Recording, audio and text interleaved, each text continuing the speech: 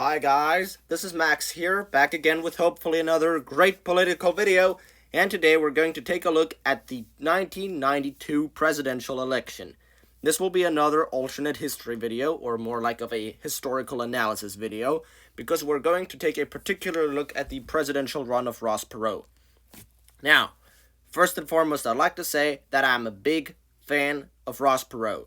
He knew where the issues lay in America. He was totally right criticizing NAFTA, since it ended up outsourcing many American jobs, both to Mexico, and inspired by NAFTA, there were other free trade agreements which led to our jobs getting outsourced even further away to countries that were enemies with, like China, but also to other third world countries like India. So NAFTA was something that Bill Clinton promised would get us 200,000 new jobs, but instead cost twice as many, and it was a terrible proposal. If Ross Perot had been president, he would have been far less interventionist on foreign policy. He would have not gotten us into the bombardment of Serbia. However, he would have taken the war on terror more serious. It's very much possible that he would have gone after Osama bin Laden, killed him. So, yeah, in a certain way, you could say had Perot become president, 9/11 would never have happened. And also, he knew economics. He wanted to end crony capitalism, and at the same time wanted to promote free market economics. That is the type of guy who could make something happen. It is too bad that his Reform Party, which could have really made a fundamental positive change in the American political system, had it not fallen into obscurity. It is very sad that this one fell apart. Had Perot won, though, the Reform Party would have sprung up. He would have created it during the midterms in order to support his party, just like Andrew Jackson created the Democrat Party back when he was in office. And the Reform Party would have continued all the way into the modern day and age, and probably I'd be a member nowadays, but that's not the way how things ended up going. Perot probably dropped out of the race because his daughter's life was threatened, and when he returned into the race, he wasn't able to gain back steam in order to win.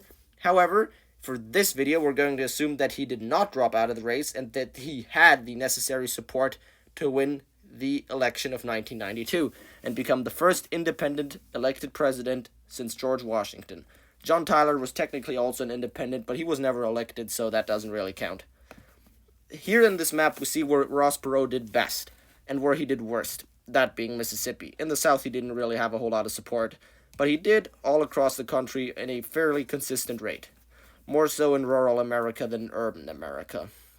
And now, let's say he carried all the states here that you can see he had more than 30% support, and all the states where he had 25 to 30% support. That looks very reasonable to me. And had this occurred, it would have led to the worst defeat by an incumbent president, that being George W. Bush, since probably William Howard Taft, I believe.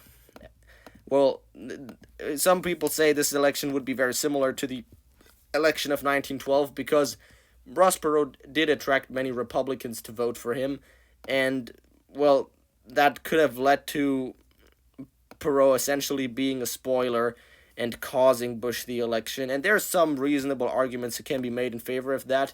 However, we can also all agree on the fact that politicians are not entitled to your vote, they must earn your vote.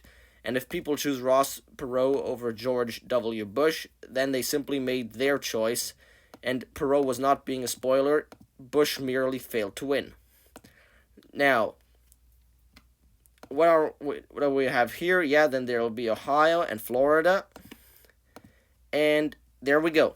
Ross Perot wins with 283 electoral votes. Imagine that would have been the call on election night. Imagine Perot would have been elected president.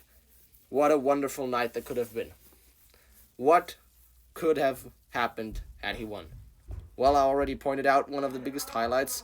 9/11 might have never happened, millions of American jobs not outsourced, and an economic path that would lead us towards prosperity and increased optimism into the 21st century. But that just didn't happen. And sometimes rethinking history can give us a good hint on what we should do in the future in order to improve our situation. we can learn from past mistakes, and the failed presidential run of Perot is one of them. Had it happened that he won, everything would have been a lot better. So we should take a very careful look at the future and evaluate how candidates are similar to Perot, how they have similar proposals that address the big issues of our time, and how they can change history for the better. Always be on guard to do well. Now, guys, if you have your own thoughts about Ross Perot, please let me know in the comment section down below. And furthermore, some interesting details about how things would have gone after this election. I believe Perot would have run in 1996 as a Reform Party presidential candidate. He would have won that election.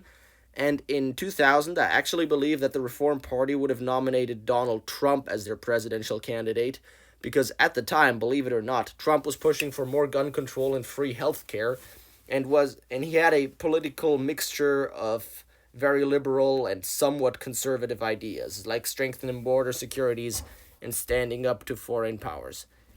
And in this alternate timeline, he would have ran. He probably would have gotten about 10% of the vote in 2010. In 2000, Donald Trump would have gotten around 10% of the vote.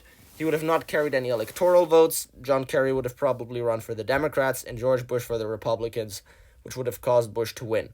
But, nonetheless, Bush would have been different than the Bush in our timeline. The Bush in this alternate timeline would be a lot more focused on... He'd be a lot more focused on keeping the country out of foreign conflicts, and he would have focused on his domestic agenda, since, as I already pointed out, 9/11 would have never happened, therefore no Iraq War, nor would there be any Patriot Act. We'd be living in a better world. And I hope that we can learn from this election, as I already pointed out, and maybe in the future actually elect the right people into the highest office in the land, that try to secure American jobs, that follow a pragmatic foreign policy, and that stand up to our enemies abroad. That's everything that needs to be said. Thank you very much for listening, and Max out.